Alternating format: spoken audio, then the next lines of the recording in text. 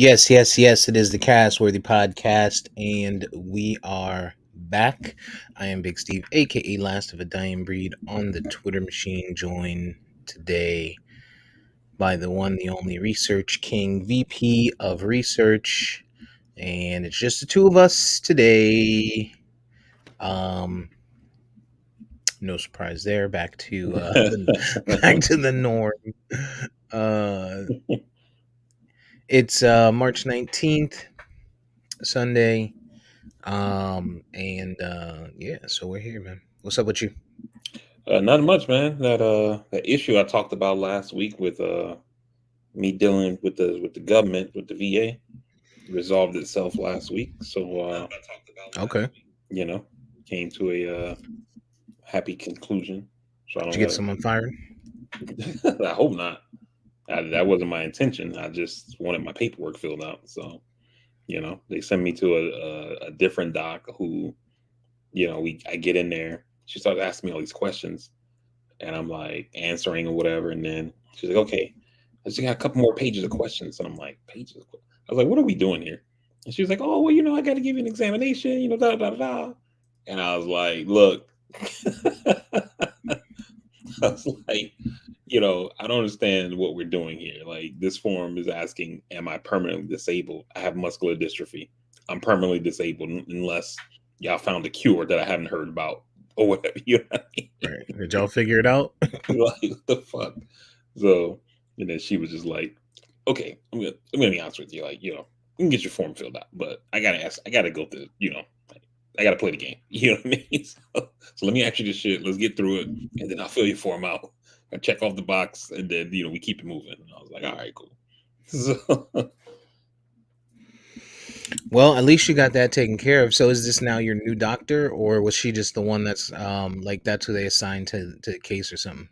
that's just the person they assigned. I still got my same doc. All right. Have you seen your same doc yet? Nah, not yet. I don't think I have an appointment until next month with her, All but right. I don't think it should Well, be a problem. Like, well, be prepared. She is a woman, and we know women hold on to everything. Shit, it'll be 15 years from now, and she'll be like, Bari. She'll be, she'll be like, hey, you remember back in 2023 when you wrote that letter? Get your own goddamn medicine. Get your own damn Viagra. oh man, so got that done, man. So that was Good, it's good. good, good, good. What's up with Well, you? same old same, man. Nothing too crazy. Enjoying the weather. Sat outside last night. It was cool out. This is probably going to be the last of it here in Florida. I'm sure. Yeah. Um, you know, today is my pop's birthday, so happy birthday to him. Mm. And you know, so just getting through it, watching some March Madness, and last week was spring break. So, did you guys do anything fun? Well, not last week, but this past week. You guys do anything fun, or just No, not for kind of spring hung out? break. Just hung out at the crib, man. Hmm. That's about it. TJ's been doing his driving stuff. He's getting better. He's feeling Yeah, more confident. He's on the road now. Um, so they usually go parking lot, practice parking, stuff like that, and then they go out on the road for a little bit. So mm, he keeps telling me the first time, like, oh, I was so scared. Last time he's like, oh, it was much better, and I keep telling him, like, the only way to learn how to drive is to drive. yeah, So, and I yeah. It's think he's gonna like realizing that more, that like the more he does it, the more comfortable he'll get, and the easier it'll become. it's gonna keep getting better, just like Yeah, bowling. That's what you right. tell him. You know, Experience is the best teacher. So indeed, indeed. Well, it's it's happening. It's happening. your bracket got busted too. Well, everyone's bracket's busted. Oh, I know, right? You know who else's bracket got busted? MAGA. Yeah, Their yeah. bracket is motherfucking busted. I bet you they didn't have it on their bingo card that Trump would be announcing to them that he's likely going to be arrested next week. Tell us about that. I know you are probably doing jumping jacks on the inside right now. That might be the cure. So, yeah, man. So, This case basically stems out of the hush money payment that they paid to the porn star actress Stormy Daniels back in Mm, 2016, right before the election. That's the origins of this legal situation that okay. Trump finds himself in. So last week, the DA basically offered him and his lawyers a chance to come in and talk to them about like their side of the issues, which any lawyer that let their client do that would be crazy. So they declined. And legal professionals have said like that's usually the final step before an indictment is issued. On Friday, multiple media organizations were reporting that New York City, New York State, and federal officials were talking about like trying to work out logistics and security for Trump's indictment. And then yesterday on March 18th, Trump announced on his Twitter knockoff Truth Social that he expects to be indicted on Tuesday. Now, media sources have reported since Trump's post that their sources at the DA's office said that they haven't communicated anything to Trump, so they don't know what he's talking about. But kind of, kind of putting the pieces together, like why would they be sorting out security if they weren't planning on doing something? You know what I mean? So it sounds like um, likely next week he'll probably be indicted on charges connected to that payment of porn star Stormy Daniels. I read his post, and it's quietly, indirectly inciting as usual, right? Hmm. If you saw it at the end, it says, um, protest, right? Which we know, for protesting, for some people, we know what protesting is, but we know what protesting was last time. Right. And take our country back, right? I think Hmm. is how it ended, or take Hmm. your country back. Yep. Um, so do you feel like they're prepared for anything that should happen for that? The government, that is. I mean, I would hope that after January 6th that they are kind of already in a mindset of we have to take this stuff more serious. We can't just assume that people are going to show up with some signs and make some noise and that's going to be it. So that's the first thing. Um Second is that because he's a former president, he's still under Secret Service protection. I would imagine that they're implementing the things that they do with, their multiple rings of security and that kind of thing like that. Hmm. So, I'm not really sure like how close these protesters would be able to get if they do in fact show up. And it also wouldn't surprise me if like they keep saying like Trump's going to be treated like any other defendant that's charged, right? And it wouldn't actually surprise me if they make some kind of special arrangement for him instead of bringing him to New York, taking him to the courthouse, having him, fingerprinted and all that stuff like that, because of the security concerns, because of the fact, that he's calling for protests, which in my mind sounds like he's calling for violence, basically. Hmm. Um, it wouldn't surprise me if they don't essentially indict him and then have him fingerprinted and all that shit like that in Florida, and Local, then yeah. just have him appear for his first court appearance over Zoom. Right, yeah. I mean, and as privileged as that would be, it makes sense, Hmm. but if I know how this guy is, like, he is the epitome of petty and it's just stupid, and Hmm. he's not going to be home. He's not gonna be home. He's gonna be somewhere else and be like, "Oh, didn't know you guys were coming." Like that's the type of shit he does. Like he's probably not. He probably not even in Florida. He's probably not in the United States right now. He's on vacation. Oh, sorry, it was spring break. We took off. Like that's the type Yeah, of shit he does, man. But yeah. either It's way, just whether it yeah. happens or not, it's just the fact that hopefully the announcement does come out on the day of, whether whether he's available for it or not. They can, Right. the world can see, at least the United States can be like, okay, all right, we got some shit here. Yeah, and the thing about this case, man, is like me and my wife talk all the time about how based on the stuff that we read about Trump in news articles and you see on TV shows and things like that, it seems like all of Trump's problems stem from the fact that he ran for president, right? Had he Hmm. never run for president, he still have been doing all this shit that he was doing before, and Reality shows, yeah, hotels, nobody would have been the wiser, grabbing bitches right? by the pussy. Right. And so now you run for president, and because you're a public figure, it has all these financial disclosures you have to do, right? And Hmm. like one of the things that his company was investigated for, remember last year, they got found guilty on multiple counts of like business fraud, right? And one of the things that came to light from that investigation was this estate that he owns. I think it's called like Seven Springs or something like that. It's some estate like up in New York, like this big ass like sprawling estate. And in his documents that he has to submit for his financial disclosure as a public office holder, he lists the property as being worth like, you know, a couple $100 million, right? But then Hmm. on his tax forms, he lists the property only worth like 30 million bucks. You know what I Hmm. mean? And so something is off, right? So either you're lying on the financial disclosure forms, which is a crime, or you're lying on the tax forms, which is also a crime. Which is also a crime, right? You know what I mean? And it's one thing if like, obviously I'm pretty sure the government gives you some leeway, right? If you say for tax purposes it's worth 30 million bucks, and then in your financial disclosure you say it's worth 35 million, while that does get you some savings, I'm pretty sure, in whatever it is that you're trying to do, at the end of the day, it's not like this big divergence. You know what I'm saying? Hmm. But to say in one document this property is worth multiple hundreds of millions of dollars, and then on the other one, yeah, it's only worth 30 million bucks. This dump. Like, come on.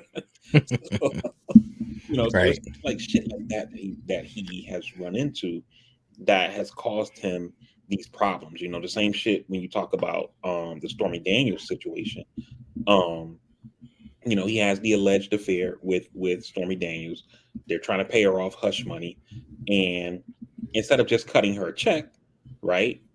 They have Michael Cohen do it, and who's his attorney. Now, initially, they claimed something like something to the effect of he was trying to keep a secret from his wife because of course his trophy wife is going through the books. You know what I mean? Like, come on, like who the fuck believes that? You know what I'm saying? Even if she is like you're gonna have the checks written in there in the book that says payoff to Stormy Daniels. You know what Right, I'm saying?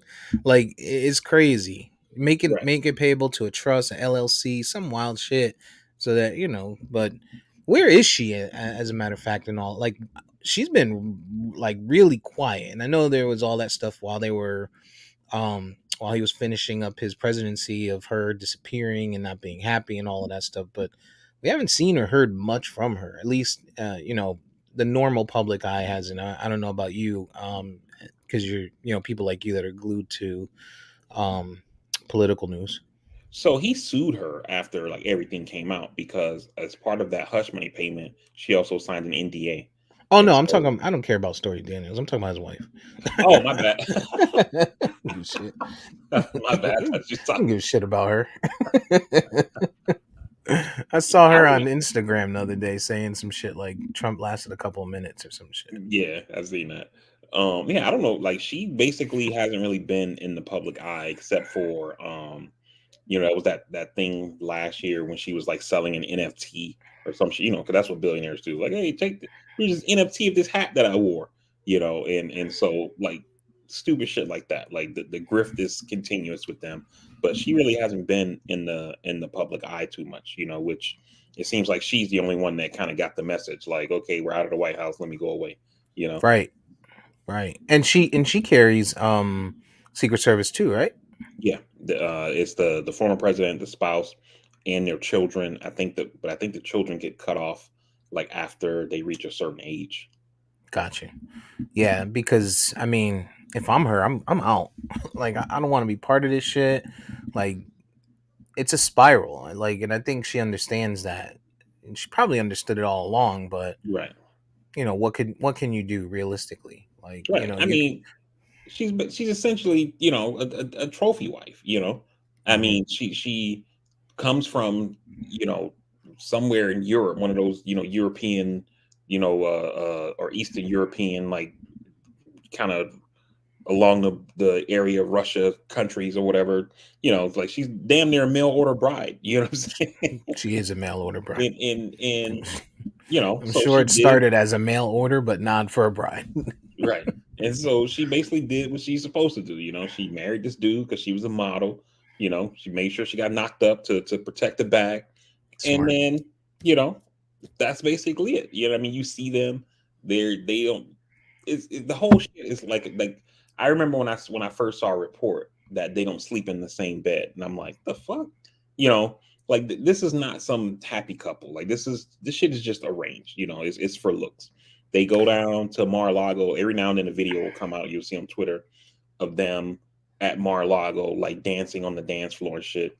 That shit looks so like he has on this huge Forced. fake smile, and Right. like she's kind of looking like, oh my god, like you ever seen Handmaid's Tale, the show, Yeah. TV show? Yes. I I haven't know you, I watched didn't even it, watch but the whole thing, but you I've been in the living room while it was on. okay. Have you ever seen the scenes where they like when they do the deed? Yeah.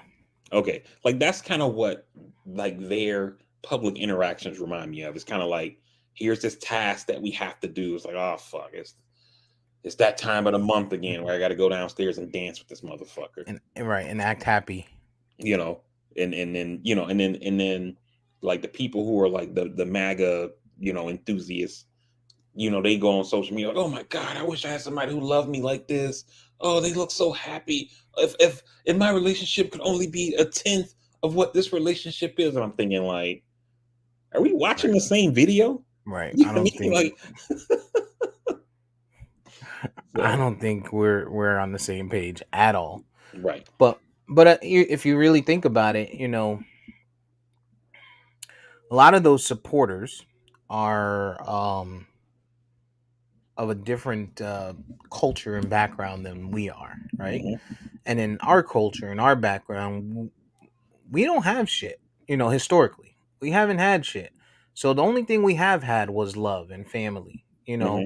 So what we've seen displayed and what we display is one thing, right? And we have a vision of what love looks like and happiness and a happy couple and family.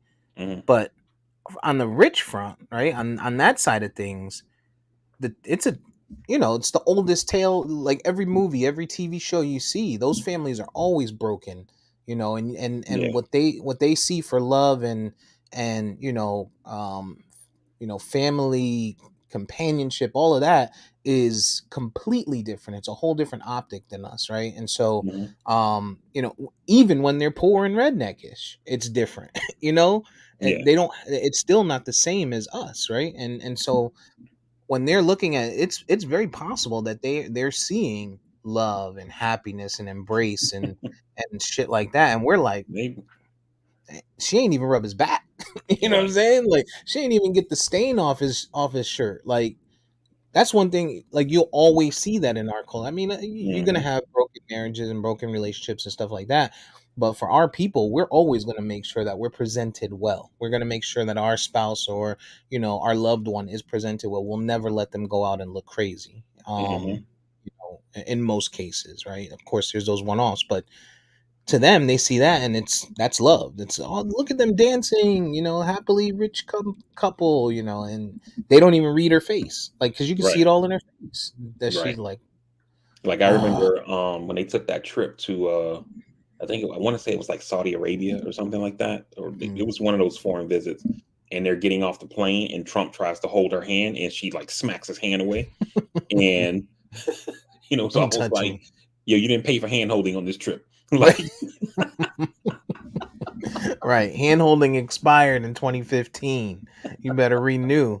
right? Renew the subscription. You back on the free trial. Stop playing. I You know know you what I changed mean? your email, homeboy. That- So yeah, that shit that's is just yeah. But she's basically hasn't been in the public eye too much, man. You every like I said, every now and then you'll see a video of them like dancing, at Mar-a-Lago for some reason. Like, and that shit I don't even like.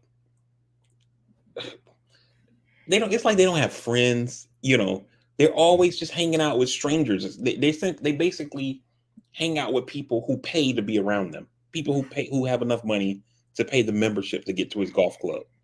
You know what I mean? I It's have not like something was going on and you're like, yo, like um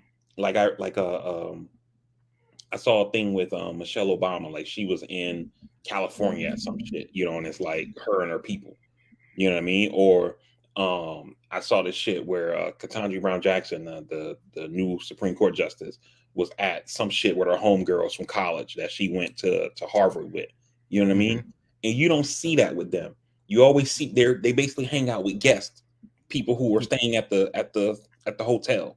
You know what I mean? It's they like what kind of fucking life is that? they ain't got no group chats. Like, That's what it is.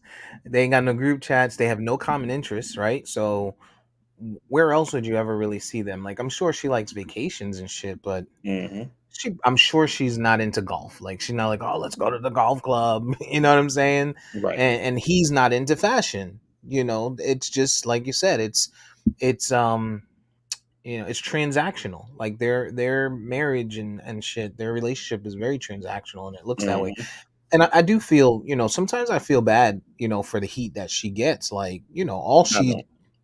all she did or is trying to do is be like a supporting wife, I guess maybe not now, but at some point, right? Like what can you do? You can't divorce this nigga in the middle of a presidency. Like you'll look like the biggest scumbag in the world ever, you know. For whatever reason.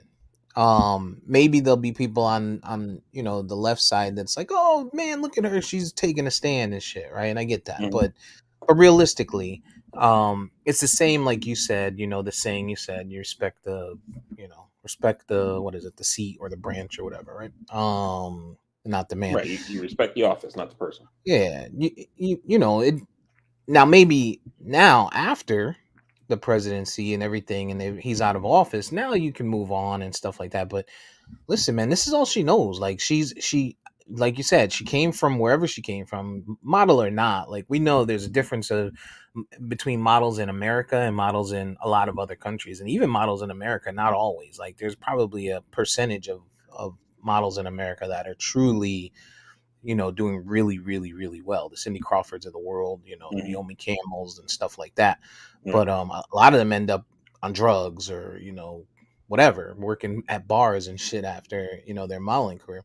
Um, so think about someone from that type of area. So she finds a way. She comes up. She's good to go. She's got now she has kids. Regardless of whether she likes him or not, she has to she's a human, right? So she has to have love for her kids, right? Value her kids' safety and well-being and stuff like that.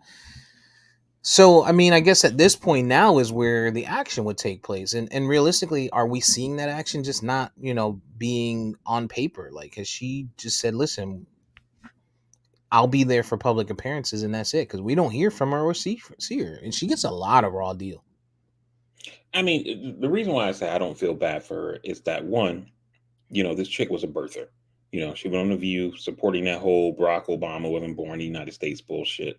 You know, and the amazing part from it is that this is from a person who was Wasn't not born in born in the the United United States. States. You know what I mean? It's like, yo, like the fucking audacity to come to our country and like shit on our people.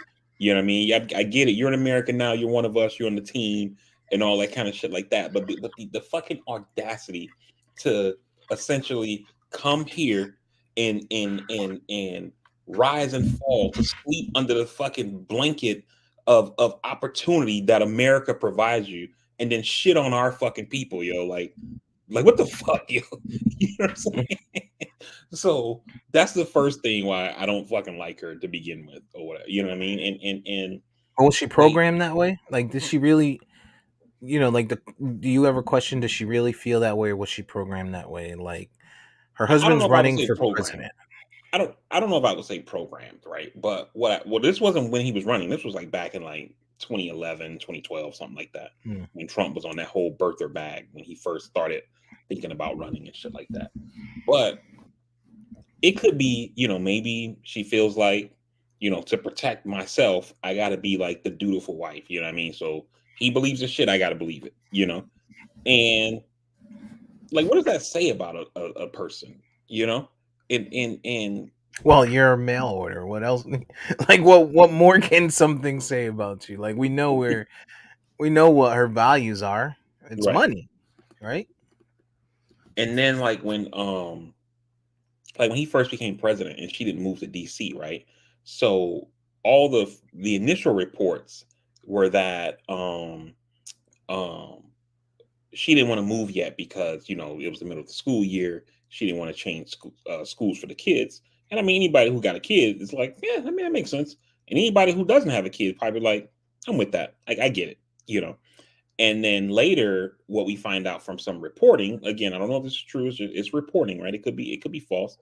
Is that what she really was doing was negotiating with Trump to reopen the prenup, to basically position herself better in the prenup agreement to get her to move to DC or whatever. And it's like, if that's true, like, yo, what the fuck? Like, what kind of marriage is this, yo? He's like, oh, Right, you need me to do something? Yeah, we got to talk about that, yo. Like, right. I'll have my Oh, people call your I people. was gonna say, let me get my lawyer on the phone. Contract negotiations, baby. This Kawhi Leonard of the marriage game. Like, Shit. fuck, man. Like, so yeah, I just don't rock with her, man. And then the thing that really, I guess, like the cherry on top for me with her is not even her, right? It's the people around her who try to make it seem like she's so much better than Michelle Obama. And I feel like a lot of us, black folks feel like we gotta like, stand for the Obamas and shit like that. You know what I mean? Mhm, And I don't feel like there's nothing wrong with that, right? But just even if you're not standing for them, you know what I mean? It's you just look at them comparatively, and it's like this one woman is a Princeton educated fucking lawyer. Had a high powered job, had a job at one point where she made more money than her husband or whatever. She just put that career aside to help him in his political aspirations. You know what I mean? But mhm. it's like, what the fuck are we talking about, yo? Like a good woman. You know what I mean? Like, I haven't seen Michelle Obama's titties. You That know what I doesn't mean? mean you don't want to. I know you want to be respectful of Michelle, but I mean, many a time she come walking out on stage, and I'd be like, I like Barack, man. My Xbox gamer tag is President Obama. Like, I gotta, I gotta respect Barry. It's my guy, but shit, this one slit. Nobody gonna be shit. But like, it's like, it's just wild, man. Like how they try to make it seem like, she is just so like she's like this elevated woman, and she's not. You look at her bio. If you go on like Trump's website and shit, like to this day, her bio still says she's graduated from. She never graduated college, but they still got that shit listed like she graduated from some school. She speaks 5 languages. I'm like, she barely speaks English. Like, you telling me can speak 4 other languages? Like, come I on, know, dog. I know a couple words in French. I know a couple words in Spanish. Right. I'm trilingual. I So try to talk that shit. it's just shit like that that makes Little me like ebonics here and there. not So like her and shit, because it's just like it's like they try to elevate her while pushing down Michelle Obama, and it's like, what did this chick do? Like, oh, she showed up on the scene and said, "Man, kids should eat healthy." It's well, bullshit. but is all of that her fault though? Like, I know you said it. Like, they hold her to a high regard. They hold her to a high regard because they're fucking racist. You know what I'm saying? And because, and even the ones that aren't racist, they don't like what we like. They see Michelle Obama and they don't think that she's attractive in any way Hmm. because she's thick, because she has hips, because you know what I mean. Like, they're into those. You know, I remember one time I was talking to somebody that we know that we play fantasy football with, right? And he said if he does this right with his hands Hmm. and his pinkies and her waist is outside of his pinkies, then she's too thick for him, Wow. right? And I'll tell you off mic who that is, but um, like it's they have different likes, right? And I can't tell somebody what to like and what not to like. You might like them thick, you might not, right? That's the thing. But those people like that look at Michelle and they don't think that she's attractive because she's thick. Hmm. They don't value ass. They don't. That's Yeah, why all the snow bunnies that got the buns usually are with you know we. that's true. If you think about it. There's a handful that might understand and support them where they came from and stuff like that, but for the most part, they just don't think that she's attractive or whatever, and so that's why they hold her, and that's what they're looking at. They don't care about anything else. They don't care about accolades. They don't care about achievements. Um, sure, it looks good on paper, but what they're really looking at is physical appearance. Yeah, and End I of the mean day. you're absolutely right. Because I mean if you think about somebody like a Michelle Obama, right? Like let's just forget the fact that she was first lady. If you go just if you stop the bio like right before first lady, like I said, just Harvard or Princeton educated, Princeton. comes from the I won't call it. She didn't come from like the slums of Chicago, but it's not like she came from some balling ass family. You know what I mean? Hmm. Basically excelled in academics, get herself fucking scholarships to go to Princeton, graduates, gets her law degree, doing her thing. This is the kind of shit that Republicans love. Somebody who picks themselves up by their bootstraps. You know what I mean? Hmm. And does all of this shit. And they're like, yeah, but I get what you're saying. But Melania, like, you know, Right, but look at and it's like, her. what about her? Where did she Right, graduate from? Nowhere. she got How did straight she hair. even the way she came here, like these people, because they're so anti-immigrant, and again, it's racism, right? So I get that. But these people hate illegal immigration. You know how Melania Trump how she got to America?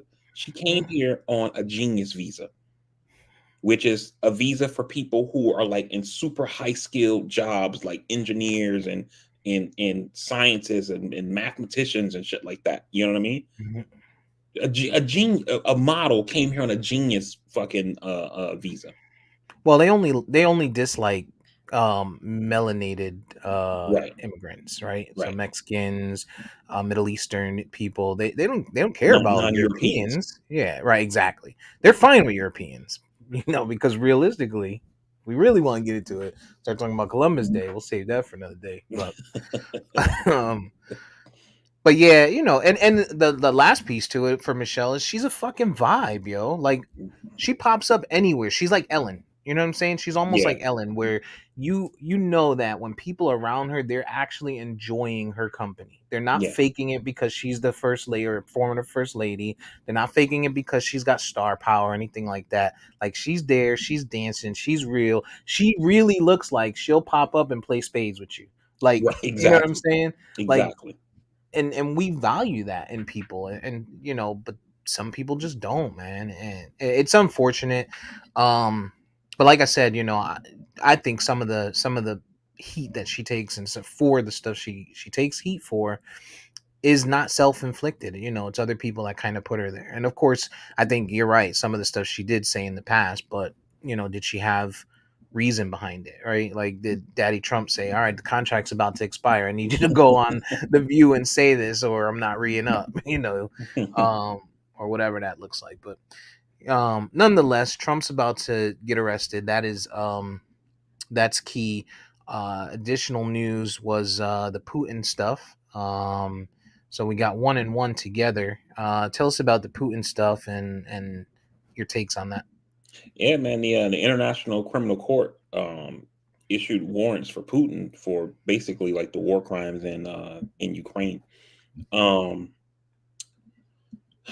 I'm kind of it's a good thing, but the thing that sucks about it is that like the International Criminal Court, while it's a good organization, it's one of those. It's like a tier system almost. You know what I mean? Because when they issue warrants for like third war dictators and stuff like that, we eventually see those people go to trial, right? Hmm. But when they issue warrants for bigger name people, um, nothing ever happens. It makes news. It's like, oh, this thing happened, and like that's basically it. Like if you ever wonder what I mean, I know you don't ever wonder this, but if since leaving office, Dick Cheney doesn't travel outside the United States too much because they put warrants on Oh, okay. so And even if he did, I doubt if he showed up like in Europe or something like that, they're gonna arrest him. Like this dude's a former Right. vice president of the United States. Especially now. How far? Right. How long has it been? So, and so Putin's never gonna face trial. The only way I could see Putin facing a trial is if he gets like overthrown in Russia Hmm. and they Internment. essentially give him up or whatever, but Right. like him saying, okay, I'm gonna take a trip to France or some shit, and then the French people arresting him and turning him over to the international that shit ain't gonna happen. Not You know? likely. Yeah. So No that's the thing. citizens arrests happening for Putin. Right. So that's why it's good that they're recognizing that, these atrocities happen and this is a person responsible for it and that kind of thing like that. But it's not gonna nothing's gonna come of it. Yeah. Yeah. Well, I guess we'll continue to watch this space this coming week and see what happens there, and I don't know if it'll get as much coverage as March Madness or even NFL free agency, but some big splashes this week, I guess, in NFL free agency, some changes that have taken place, Yeah. some notable ones. What's the most notable one, or what's the one that you think is the biggest change that took place this week? Um I really like the Baker Mayfield to Tampa Bay. Tampa, I I like that. think that it's a ready-made team. And I think Baker is good enough to do well there. And I know, like we talked before about how the Saints having Derek Carr, they're going to be the best team in the division, et cetera, et cetera. And I've always felt like this Bucks team is ready to go. All you got to do is insert a quarterback, which Hmm. is why I was kind of surprised the Bucks didn't make a play at Aaron Rodgers. And I get it. I don't know what their cap situation is. Aaron Rodgers has a huge cap number It's for his like 50 contract. million or some wild shit. Right. So I don't know if that was really possible, but if it was at all, I was surprised we didn't hear them in the mix on trying to get Aaron Rodgers. Hmm. And even though I know like how you and EJ always say like teams don't like trading in the division or in the conference and things like that. So that would have been tough. But at the end of the day, Green Bay is trying to offload this dude. And Yeah. so if if the Bucks are talking, in good faith and you think they're offering you something good, like why not? So but yeah, but I still think that Baker Mayfield to the Bucks was a really, really good a good signing. Yeah, I think that's a good signing. I think the big notable one for me, and I don't know that this is a big surprise, but Alan Lazard signing with the Jets, or the Jets signing Alan Lazard for that matter, Hmm. because they gave him a sizable contract, and Lazard has not been nice like that. Yeah. But I feel like, we know how Aaron Rodgers is, right? Aaron Rodgers is usually, which I love about him. Like, I think we missed this from Tom Brady at times, except for with like what's his name, Edelman, you know, um, and Gronk. But Aaron Rodgers will usually stand by his receivers if he supports them. You know what I mean? Hmm. We saw him do it with Randall Cobb. We saw him do it with Jordy Nelson. Like this, he's stand up when it comes to that. And so I feel like the Jets signing Lazard, even if for some reason he doesn't end up there, he just got his man's 37 million or whatever that whatever that deal was. You know what I'm saying? Yeah. But I think that is an indication that he plans to go there. And I think in good faith, maybe in the conversations he had with them was like, listen, I need to know that you're serious and that you're going to give me some, some decision making power over here, in this organization, and we can start that trust with this. Go get this guy, and I Hmm. think that's what happened. So I think that was a huge signing, and it can move the Jets in a really good direction, man. If they can get Aaron Rodgers, I really do like that team. I don't know that I'm sold that I don't think they.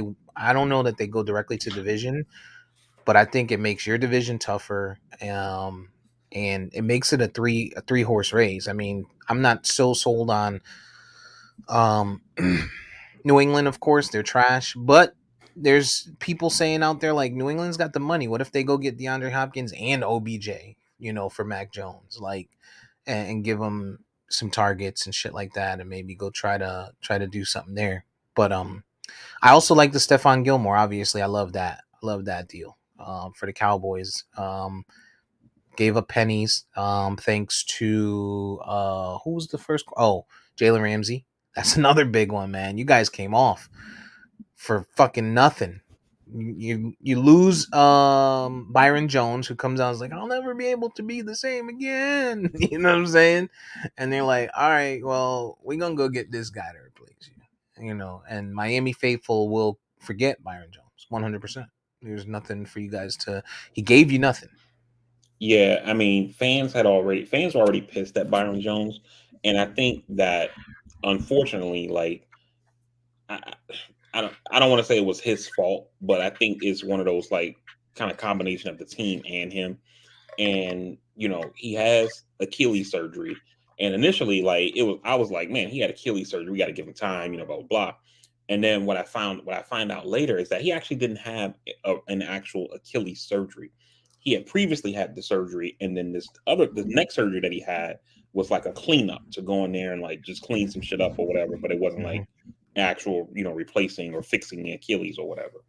And so they was like, oh, he'll be back by camp. Then it was, oh, he'll be back by the time the season starts. Okay, he'll be back by week 4, and then he ends up missing the full season. And it felt like, and we talked about it on the pod, and I was like, it feels like he's doing business where it's like, I know they're gonna get rid of me, so I'm not coming back to play and then fuck around and get myself hurt when I got to go try to get re-signed somewhere. And then he Or comes look out like and shit. Right. And then he comes out and says, "Oh, I can't run, I can't jump, I'm fucked up. Don't take the medication they give you, blah blah blah." And so it's like, "Oh shit, man! Like I feel sorry for this dude now." But I kind of wish like it was communicated to us in a better way so people could try to like support this dude instead of like shitting on him. You know what I mean? But fans at the end of the day are basically like, what have you done for me lately? So okay, Byron's gone. It's like, okay, I wish him well in his future endeavors, but we got Jalen Ramsey. We in the Right. building now. You know what I mean? Same thing with Mike Gesicki. Like, yeah, like I love Mike Gesicki. I loved him on the team. He's with the Patriots now. I'm like, fuck that guy. So Mhm. I Thomas think. Morstead, our punter, he's a good punter, and I wanted him re-signed because he was flirting with retirement for a minute, and I'm Mm. like, yo, if he decides to come back, we need to retain him. I don't want to. I don't want him to go anywhere else, and he signs with the Jets. Fuck that dude. So you know, so that's kind of like how my vibe is as a fan. Like, when you with us, you with us. When you not with us, fuck you. So Yeah, it seems like teams are starting to realize that it's a passing league. Go yeah, figure. The Dolphins made it a point to get two good corners. The Cowboys went out and got Stephon Gilmore, which I really like that move. And people are like, "Oh, hmm he's older. He's not the Stephon Gilmore he used to be. He doesn't need to be." That's what Trayvon Diggs does. right, Trayvon Diggs is our number one cornerback. He just has to be better than the second wide receiver. You know what right, I'm saying? And in most cases, a Stephon Gilmore at his age and his talent that we've seen for the last few years is better than most second wide receivers. right, And in our division, we're gonna have that problem with Philly because they have Devontae Smith and AJ Brown. So that's for us. We're gonna have to worry about that. Not so much at Washington, I don't think. Not all the way with the Giants, depending on what they do, and who they go get. But, um, Leonard. So moving on from that, right? Leonard Fournette was dropped this week. Zeke was dropped this week, which I thought was that's a challenge for us too. Zeke surprised Um, me. That's like I knew that you guys were gonna do something with Zeke, but I thought it would be more along the lines of like a contract restructure. I didn't think they were gonna let him go. I feel like Zeke did a Des Bryant type of thing. I feel like Des Bryant, Demarcus Ware, like the Cowboys give everybody an option, an opportunity to restructure. Everybody. Demarcus Ware didn't do it. All right, call our bluff. You gone. You know what I'm saying? And that hurt. That hurt. Same thing. Marion Barber ended up with Chicago. Now we saw Des Bryant. Same thing. Hey, listen, we can give you one last ditch effort. You want to restructure? No. All right, bye. You know, Zeke similarly. I feel like it's the same thing. Now, there's always the option of them bringing Zeke back. Maybe they did that to, they were saying there's a way for them to play cap games that way, but I don't see that happening. I do think it's bold and ballsy because Tony Pollard has got two huge. Well, it's a one huge injury, but two big pieces of his leg, right? Hmm.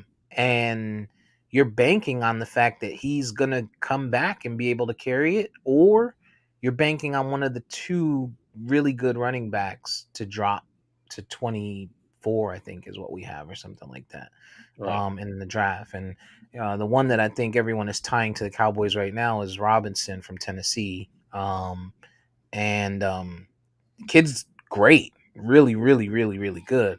I just don't know he's gonna make it to us, man. Especially Yeah. with Tampa ahead of us and getting rid of Fournette, right? Like, Yeah. I just don't know. I don't know. Yeah. For us, man, I feel like our free agency was really good. It was good. I still don't understand what we're doing on the right side of the line at right tackle, and like it's You're shit gonna keeps draft me one. up at night. But everything Greer keeps saying, it sounds like he thinks that the guys we have at right tackle are good enough. And I'm like, dude, this Austin Jackson experiment, it's been like 3 years, dog. Like at some point we gotta say it's not working out. You know Hmm. what I mean? Like it's not us, it's you. You know, Liam Eichenberg, this shit ain't working, man. Like, so I feel like we need to go out and get a guy. And Where most did good right. where did Taylor Lewan end? Did he Who? land somewhere? Who? Taylor Lewan, Mm, the guy from Tennessee, from the Titans. Let me take a look. I thought they released him. Let's see. Taylor Chris American football player. I thought he okay, maybe not. They still have him listed with Yeah, I see him still listed by the Titans. Or yeah. with the Titans, I mean. I thought there was I thought I had seen a story that he was dropped. Mm, Um and he would have been a that's a good pickup for you guys. For yeah. anyone, So really. I mean, in Greer's, Oh they, no, he was cut. He was cut 3 weeks ago. oh, So I guess no one's picked him up yet. No one's signed him yet. mm. I mean, it could be one of those things where, like, maybe for him, he might be doing one of those things like, what's his name? The dude who was on Cleveland last year. I, he was like the center, and then he didn't get signed, and like I think he signed with somebody like in week 10 or something like that. So it could be something Okay. like that where he's later in his career, he's like, man, fuck it, I'll wait. I ain't going through camp and all that shit like that. But yeah, I mean, we still got moves to make. We still have some cap space. We're gonna pick up another $14 million in June once we cut Byron Jones. Like officially, we've already announced that we're cutting them, but we designated them for post June 1st cut Mhm. because we get more money doing it that way. So you know, we still got moves that can be made. It's just I wish they would get fucking made already, so I can feel more confident about the O line. And I don't know. I wish we did it. We're probably gonna try to draft a running back because we basically brought back all of our running backs from last year, and I kind of hope that we would go and get a guy. The Dolphins were flirting with Dalvin Cook, but it seems like Minnesota's not serious about moving on from him. So those talks kind of went nowhere. I don't think Dalvin Cook is the guy for you guys. I think if there was anyone established like that you guys should have went after, from a trade standpoint, I would have thought Derrick Henry would have been very pricey. But fuck, think about Where it. I'm The hearing they team. only want a second round pick for Derrick Henry, Mm, a second and a late round pick. But the problem for Derrick Henry is that you got to give him a contract because right. I'm pretty sure that's part of what he wants is okay, they're gonna trade me, I need a new contract too, and I don't know if we or anybody would be willing to pay what he likely is going to cost. Thinks he's worth, right? And Mhm. but but I'm changing your landscape. I'm moving you off of the shitty ass Tennessee Titans. I'm moving you to Florida where it's tax free, right? It's tax free in Tennessee. State. Oh, they don't pay state tax either. Mhm. It's Okay, 6 states. Is Alaska, Texas, Florida, Tennessee. Um, I can't remember the other two, but okay, they're like somewhere in the. I think one of them's like Utah or some shit like that. But yeah, it's like six Shocker. states that don't pay No state tax. surprise there. Well, I'm maintaining your tax yeah, your taxless situation. But I'm also putting you on a team that's built with a quarterback, with two stud wide receivers, with decent some good pieces at defense, good corner, good secondary, decent linebacker play. I'm putting you in a position to win, right? And I'm putting you in Florida, in Miami, Florida. You know what I mean? I'm not going to say Florida, but Miami, Florida. Miami, Florida is like almost being in Cuba or Dominican Republic or Puerto Rico. Like, it's a beautiful place. Most where they're going to be, it's a beautiful place. And he probably wouldn't be in Miami anyway, be on the outskirts, but you get what I'm saying, right? You get Yeah, where I'm going with that. So why not? Why not come down here? Why not go to Miami? Be a huge difference maker, steal the AFC East from Buffalo and anybody else. Maybe win something or go deep in the playoffs, and then solidify your contract. But you come off injured year, and then you come back now this past year, and you had a pretty good year, which probably would have been a better year if you didn't lose your quarterback and your number one wide receiver, and they couldn't stack the box and stuff like that. Go yeah, back to a situation where, could you imagine if you had to stay honest to Tyreek Hill and Jalen Waddle, and now you got a Derrick Henry or somebody like that in the backfield. Like, yeah. you can never stack the box, and you got a quarterback who can use his legs. It would be one of the hardest teams to defend, no Yeah, I mean, question. I'm for it. Like I don't the picks. I'm fine with it, and I don't even mind giving them a contract if as long as they structure it in a way to where they can make it a little more team friendly. Right. Like the money amount. I always say to you guys in the chat, like the cap is not real. So like the money, I think is not necessarily a problem. It's usually the years. Hmm. And so like Chris Greer, like since he's taken over the GM job full time, like every contract that Chris Greer gives out, which is something that I've learned since I've been like learning more about these contract the way they're set up or whatever. Every contract that he's given out, no matter how many years it says that you hear when Adam Schefter reports it, they're really 2-year contracts. So the Dolphins building out to all Tyreek Hill's contract is 4 or 5 years. The Dolphins can walk away from Tyreek after this season here. Mm. So so while you see it reported, oh, so and so signed a 5-year deal, $120 million, that it's really a 2-year contract. So Yeah. if they could build it in a way like that to where it's just 2 years and then we can move on if we don't like where it's going, then I'm cool with it. And that's part of the reason why Mike Furio, however he says his name, from Hmm. Pro Football Talk. He was like, "Oh, the Dolphins are the new Rams. They're basically mortgaging the future to win now." And I'm like, "That's not true. The Dolphins still have all their picks.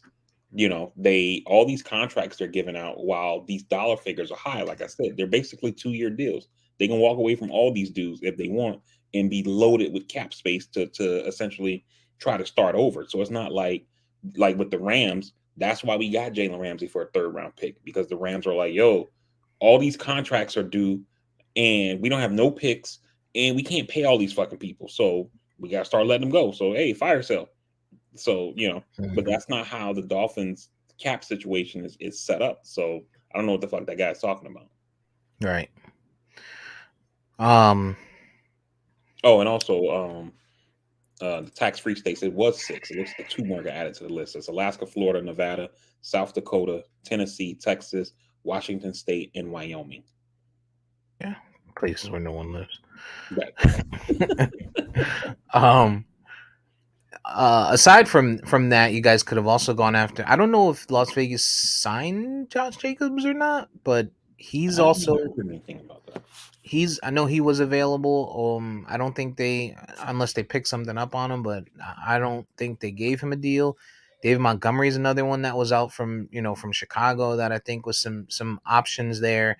I just feel like for the Dolphins, you guys made such great moves and ruined, and didn't really do much for the backfield. Like, I'm just not sold on Mostert and Edmonds and those guys. Like, I wanted, if I'm a Dolphins fan, I want, even if it's like a older guy, like give me somebody that I know is proven that's going to get the job done versus throwing shit at the wall and hoping something sticks. With these five running backs that we got. So you sound like a Dolphins fan, because Dolphin fans, if you're in any chats or groups with Dolphins fans, they always say Chris Greer is a good GM. He sucks at O line and running backs. Hmm. Hmm. So that you're right on the money the way the rest of us feel. So Yeah, I think we'll there's see what still happens. Yeah, I think there's still a lot going on in free agency. Teams have found ways to free cap space. They increased the cap this year, so there's going to be a lot of moves still to be made. I'm watching. I'm still watching the Cowboys. I'm still watching, Dolphins, Jets. I think there's some teams that are gonna be good or get better. But you got some of these teams that are just good right now and are getting better because they're getting players for cheap. And Cowboys Gilmore, you guys with Ramsey. The Jets are they're young and they got a lot of money to spend. The Bears are making a lot of moves and they got a lot of money to spend too. They're filling a lot of positions um that are not skill positions Hmm. because and people think they're like, oh, what are they doing? I think there's some people that are looking at it like, man, they're making moves, but it sounds quiet. But these are non-skill positions, right? They've already got a quarterback, and anything else that's skill you can probably find in the draft because they got some early picks still. Right. So filling these linebacker and D line and O line spots through free agency is usually the smart route to go. Hmm. Versus banking on those positions in the draft because you'll find skill guys, you'll find wide receivers, you'll find cornerbacks, in the draft, running backs. You'll find that in the draft. Yeah. I mean, you're right, man. I mean, a lot of, I guess, like the old way of thinking was like, you know, oh, if you blow up the team, if you're in a complete rebuild, you got to build through the draft. So it's like we're going to draft this offensive lineman one year, and then we'll get another guy in the second round, and then next year we'll get another guy, and maybe we'll get this one free agent in year three, and then we'll start trying to make it happen. And it's like you don't have to do that. This shit could be microwavable almost. You know what I mean? Hmm. Like we fucking trade away big pieces, load up on draft capital, we load up on salary cap, and we go out in free agency and we spend. And yeah, we might have to, pay a premium on some guys because our team sucks right now the way we let everybody go. But Yep. we get those guys in and then we fill in the rest of the holes in the draft, Yep. and then you go from there. And then when you're in that position, you essentially are allowed you are not you essentially allow yourself to have even more flexibility, because you look at Chicago now, they got the number one overall pick, they trade back, and then you acquire another first round pick for next year, as well as Right. another second round, and then And just they're still in the top 10 this year. right. Still got the number nine pick. Right. You look at us. We basically trade with we blow up the team, load up on picks, trade back with the 49ers, go from 3 to like 12, and then trade with the Eagles using the 49ers pick to trade back up to get Waddle. Still got the extra first round pick the next year, which becomes Bradley Chubb, and then you use all the cap space to bring in other guys like Byron Hmm. and people like that or whatever. So it's just it's a way to do it, but you got to have a GM and or not just a GM, I guess, like an owner as well, that's willing to say, you know what, fuck it, we're gonna blow it up and try to get better. But a lot of people aren't willing to do that. They try to do that, slow and steady, and sometimes that shit just don't work, man. Yeah. Yeah. I think, for Chicago, they have a quarterback, and quarterback is usually the most expensive position. So they're gonna have the cap space to spend for this year, maybe next year. And they'll get good. They'll get better. They have a Even shitty longer than that. division. Isn't this is feels Third year, I think. This will be his third year. I thought it was a second year.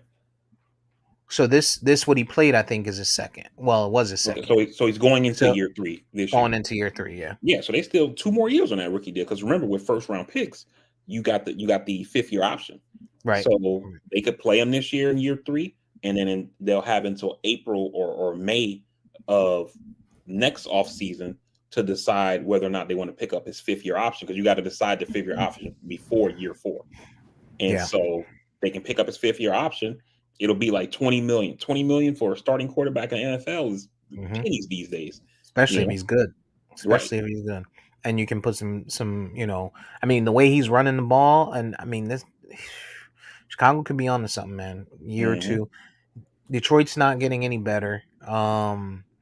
If they're gonna sit by and stand by golf and all of that, they're not gonna get much better. Yeah. They're getting good in some spots, right? But you still need a quarterback, and I just don't know if Jared Goff is that guy.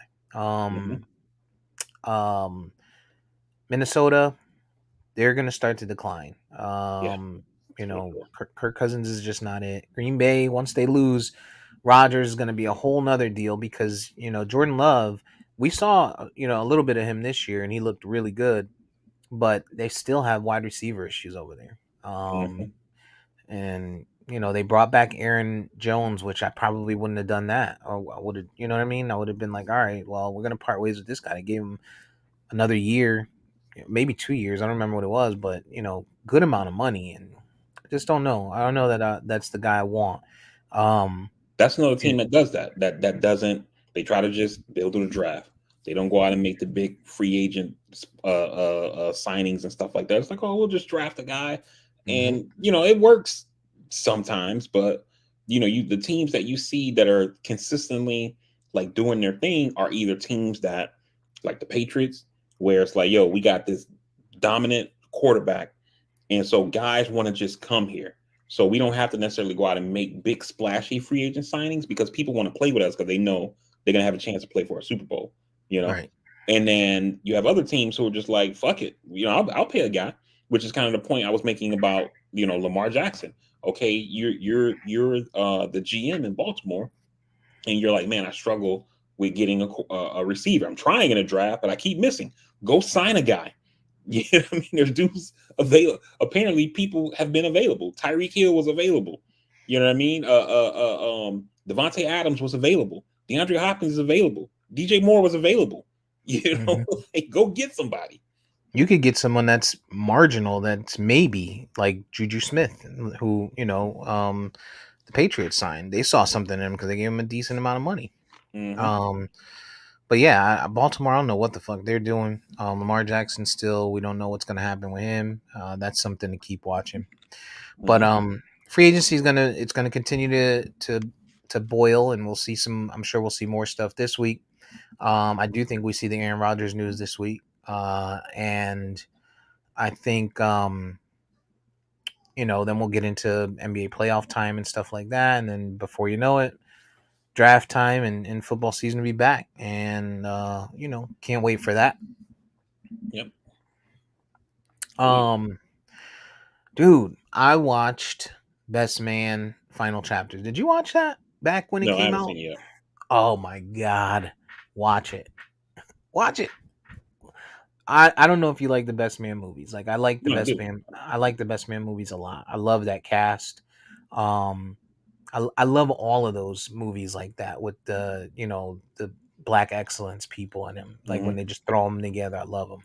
But those Best Man movies were done so well. I mean, it took a long time for us to get the second one, but um, they did a great job with it. And then this is 8 episodes, Best Man Final Chapter, and Okay. I kept wondering, like, is it a movie or is it a series? Okay. yeah, it's a eight episodes of basically how it's gonna end and how it's gonna. Man, they did such a good job with this freaking thing. The first 2 episodes are pretty good, Hmm. like they're pretty good, but you could almost tell when you're watching it that they didn't know that they were gonna. Well, and I could be wrong. It seemed as though maybe they didn't know they were gonna, do 8 episodes. Like maybe they were gonna make a movie, Hmm. and then they just said, "All right, we'll take what we did in the first 2 episodes, or in the movie, make those first 2 episodes, and let's throw 6 more on it and see what we can do." And they made fucking magic after that. Like Yeah. after the first 2 episodes, like from there 3 through 8, every single episode was fucking great. Like Wow. no, not one episode that I was like, oh, they could have done better here. Oh, I'm getting Yeah. bored. Oh, I need to turn this off. Like to the point where you're watching it, and I was trying not to overdo. Um, So I was watching like one or two a night, but it's when you get to that point, you're like, I don't want to turn it off. Like I want to go to the Hmm. next one. Man, they did such a good job, man. They listen, Sanaa Lathan. I love Sanaa Lathan so much. She made me hate her in this fucking shit. Like I hated her. I hated her so. You gotta watch it. I don't want to give. I don't Yeah. want to give it away, but you have to watch it. So your thoughts on like maybe they didn't know it was going to be 8 episodes or whatever, or they were making a movie versus a show at first or something like that. I mean, you could be spot on. It sometimes you can't see that stuff in shows, but like one area in I don't know if you noticed this because you watched it recently is Sopranos. Mm. So if you watch season two, no, season three of Sopranos, um, you watch the first episode, and then when you get to the second episode seems like it doesn't fit in the second episode of season three, was the episode where we find out that Tony's mom's dies. Hmm. And what ended up happening was while they were filming season three, the actress who plays Livia died in real life. Oh shit. And so season three wasn't even supposed to go down the way that it went down. And so Livia dies, and Janice always was like Livia, like woe is me, everybody hates me, all that kind of stuff. And they basically elevated Janice's role to kind of replace that Mm. that we was getting from Livia or whatever. But a lot more was supposed to go down because remember at the end of season two, Tony's mom got arrested with those bogus airline Oh tickets yeah, or the whatever. tickets. So that was supposed to play a more dominant role in season three. Like, is she gonna flip on him? Whatever, whatever. But then Hmm. she died in real life, and they had to change up the whole shit. So your thoughts on Best Man might be spot on. So don't think you didn't see what you saw. Yeah, yeah, it's a good watch, man. You and Aaron should watch it. It's a good couples watch, honestly. Like for a married couple, there's a lot of like they show a lot of vulnerability and shit. Like Mhm. they did a good job, man. There's a lot of like emotional shit, up down. It's comedy, and you figure they got a star studded. Like you got Tay Diggs, you got Right. Morris Chestnut, you got I don't know why he's slipping my mind. Uh, come on, man. Terrence Oh, Terrence Howard, Howard.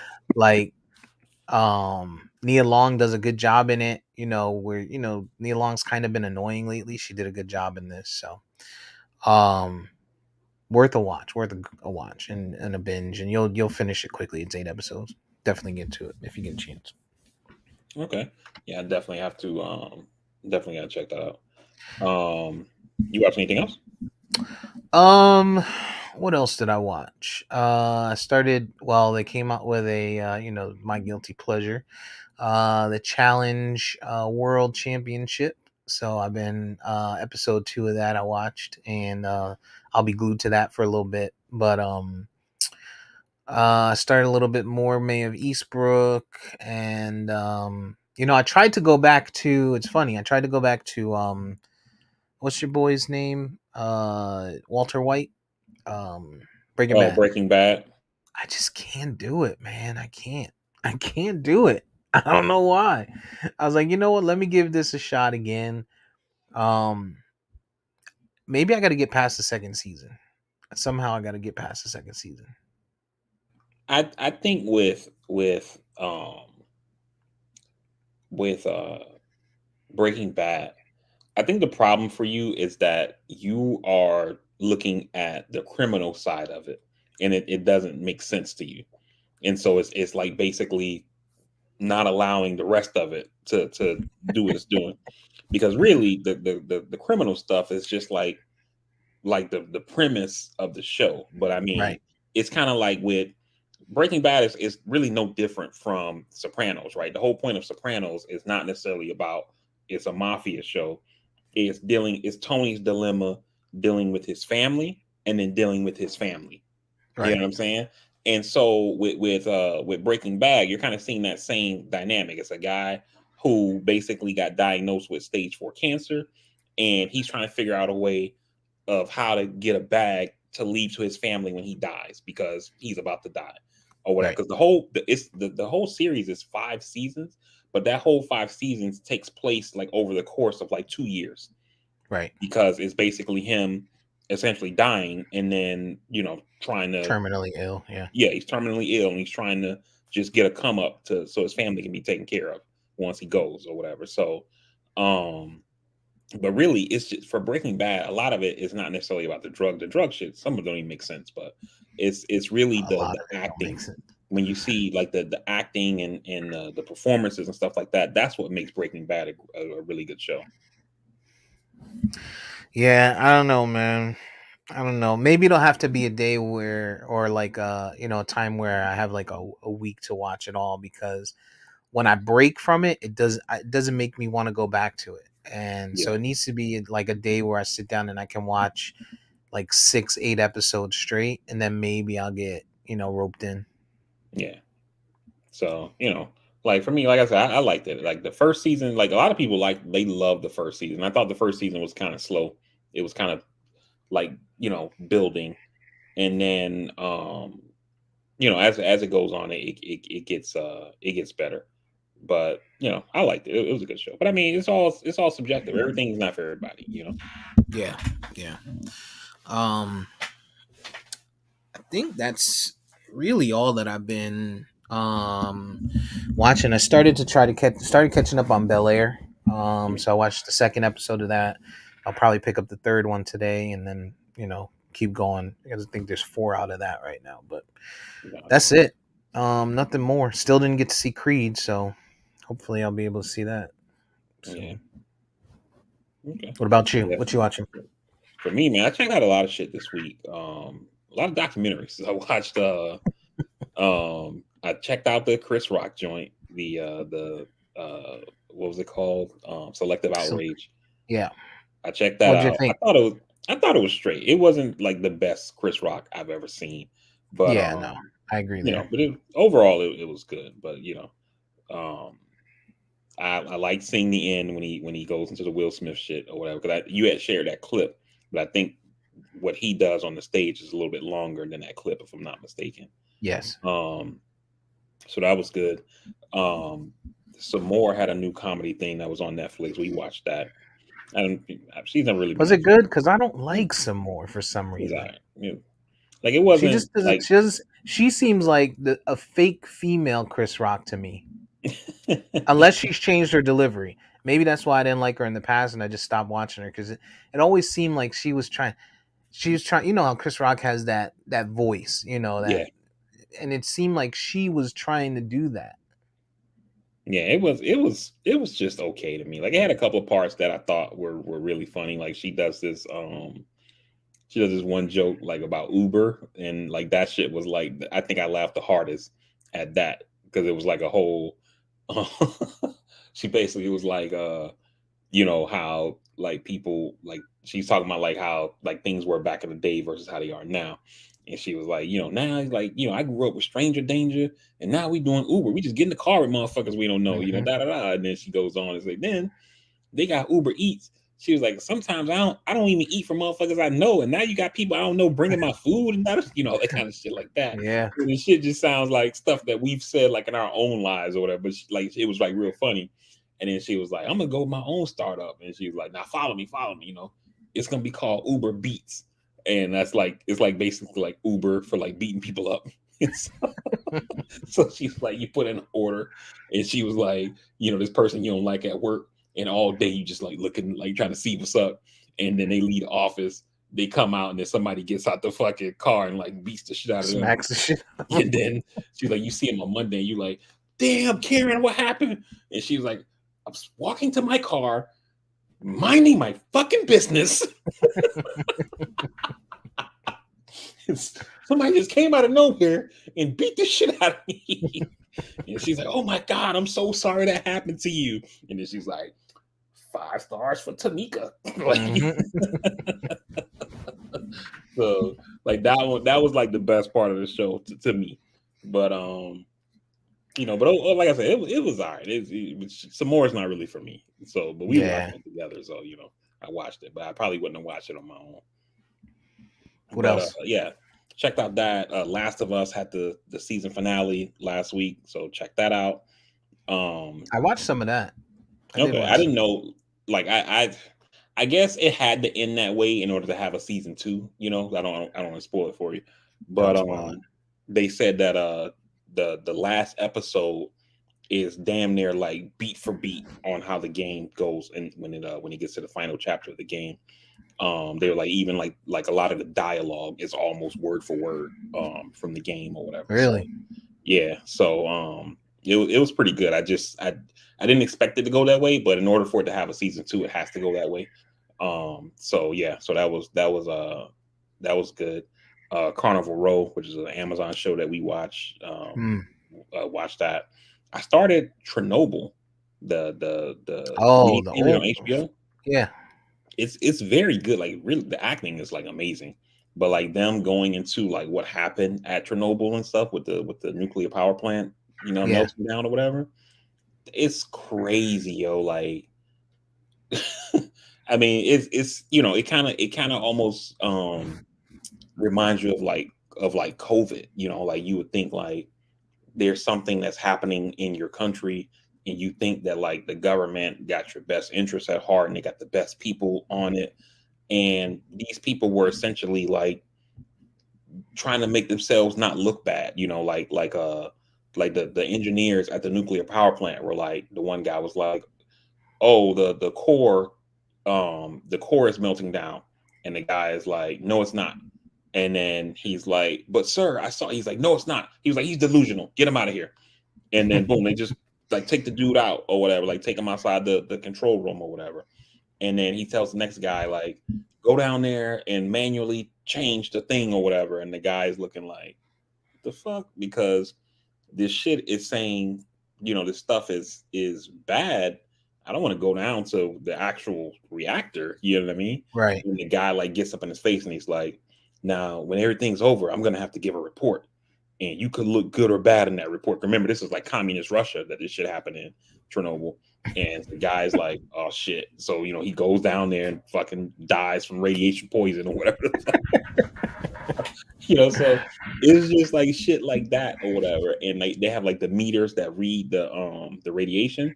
Hmm. And the guy's like, what's the meter saying? And he was like 3.6. And he was like, okay, that's not good, but it's not terrible, And they're all looking, because all of these dudes are like fucking nuclear engineers and shit. And they're all looking at each other like, the fuck is this dude talking about? That's not good, but it's not terrible. 3.6. Yeah.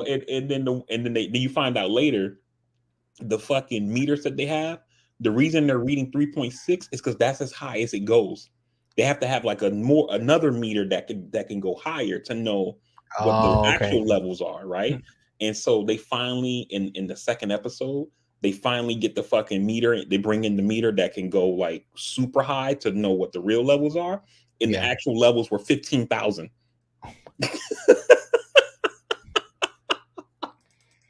so So it was just like Jeez. shit like that, man. It was like a level of like incompetence, a level of people trying to like not make themselves look bad and all this kind of shit like that. So I watched it's 6 episodes. It's the miniseries. So I've watched the first 3 so far. So I'll probably finish that up today. And but yeah, it's crazy. And then the documentaries I watched that documentary on the Fire Festival. Um Oh, was it good?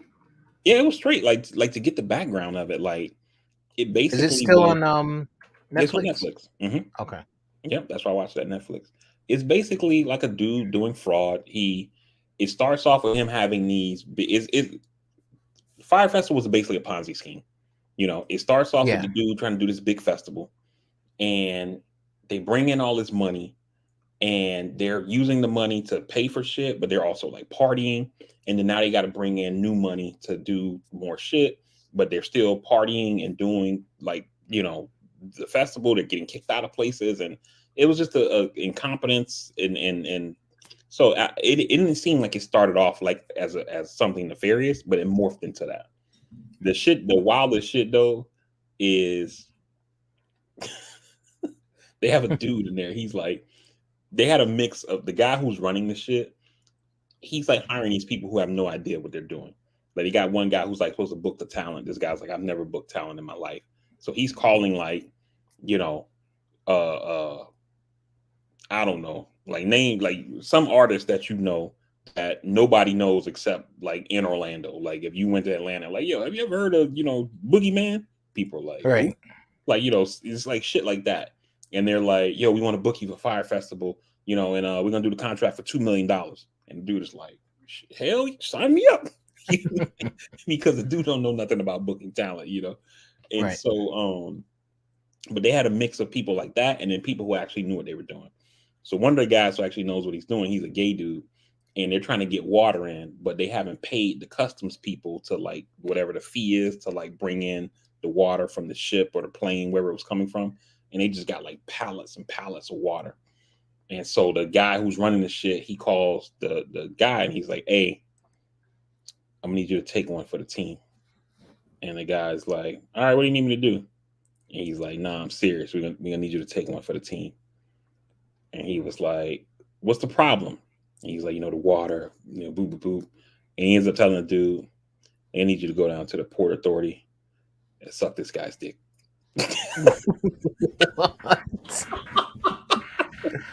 What the fuck? And he's like dead ass serious, right? And the guy is like, "What the fuck?" Now he's a gay dude, right? So he went back to his hotel, took a shower, brushed up his teeth, like got the mints. You know what I mean? He said he was like he drove to the Port Authority fully ready to do what he needed to do to get the water, dog. And these are real actors, or these are Like these are portraying? real people. They got the real people Are who these really real have this people? shit. And he was like, he gets to the Port Authority like fully ready to, do the thing. And the guy is like, "Yo, man, just cut us a check and we can let this shit go." But he was like, he was like, "Yo, like, we gotta get this shit, we gotta get this festival to pop off." So and I was like, "Man, that's crazy. That's the kind of guy you want on your team." Like, Right. Right. It's dedication. you know what I mean? The show must go on. Exactly. So yeah, but I watched that, and then the other one I watched that you definitely gonna love. It's gonna like you growing up like in the hood, like being around street shit. You're gonna watch it and like you're gonna just be throwing your hands up the whole fucking documentary. The shit on that college admission scandal. Remember that a couple years back when all those famous people, the chick from Full House, they were paying the Oh dude yeah, yeah, yeah. the kids in the college. Hmm. Netflix got a documentary on that too. And that one, what's crazy about that one is they actually have actors, but the FBI, they had so much surveillance tape that came out in the court filings that they essentially used the real like wiretap Videos. to say like what so the people you see on screen are actors, but they're Right. basically just acting out what was actually said in these conversations. You know what I mean? Damn. And you watch it, Steve, and you're like, yo, like even one of the lawyers for one of the people said this shit. He was like, if these people were like organized crime, they'd have never caught this shit. He was like, and I kept telling my wife, I'm like, yo, these people have no hustle in them. Like this is how one of the phone calls went. "Hey, Steve, hey, I just wanted to call you because my foundation is being audited." And you're like, "Oh wow, really?" "Yeah.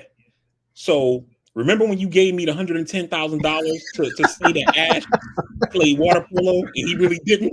And he's like, "Yeah, yeah, yeah. What about it?" "So when the IRS come, what we gonna say is," and I'm like, Oh, "Yo." what is wrong? Yeah, I know what's wrong with him. What's it called? It's called shit. Is Uh, it a is it a show, or like a no, one it's hour or just two hour so type like a of thing? one and hour and a half movie on Netflix. Okay, I'm gonna watch it. Um, yeah, I'll look. I'll get the name and I'll text it to you when I find it. But yeah, Yeah, that yeah. shit. It was just I was like, yo, I'm like, it's no way. I done did something. First of all, why the fuck are we talking on the phone about this shit? Secondly, even if we're talking on the phone, like when you tell me like, yo, I'm being audited, my spidey sense is going crazy. Like, Right. man, I'm sorry to hear No, that, man. no, no. Listen, let me hit you back. What Not even. Soon as you say, "Remember when you told me to do this?"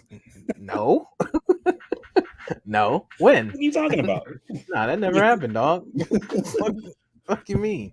That Shit. shit, I was like, and the dude, like everybody that he got on the wiretaps, it was like basically the same conversation. Like, yo, hey, remember when we got the guy to take the test for your kid?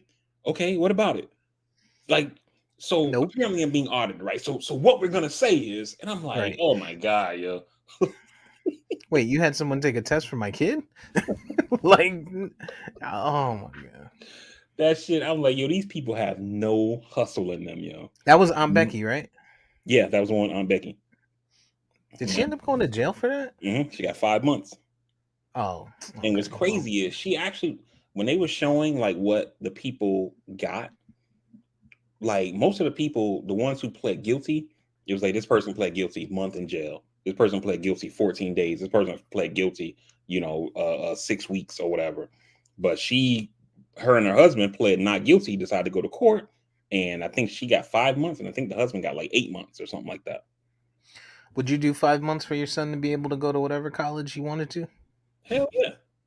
But I also would have So, pled guilty and did 14 days in jail. right, So instead exactly. of five What's months. the plea? What's the plea agreement? Some fucking some probation. Sold. Yep. Shit. I gotta And do drug tests and shit. the only person who didn't get jail time was this one coach from Stanford who did he was a sailing coach because he was taking money, but he literally, because like I get what something I didn't know was that like college coaches have to actually do fundraising, Mhm. and they found out through all the shit that he wasn't actually taking the money to like enrich himself. He was just like getting the money and giving it to Stanford. And he also wasn't putting the students in. Like he basically was using the dude, his name was like Rick, the guy who was behind all the shit.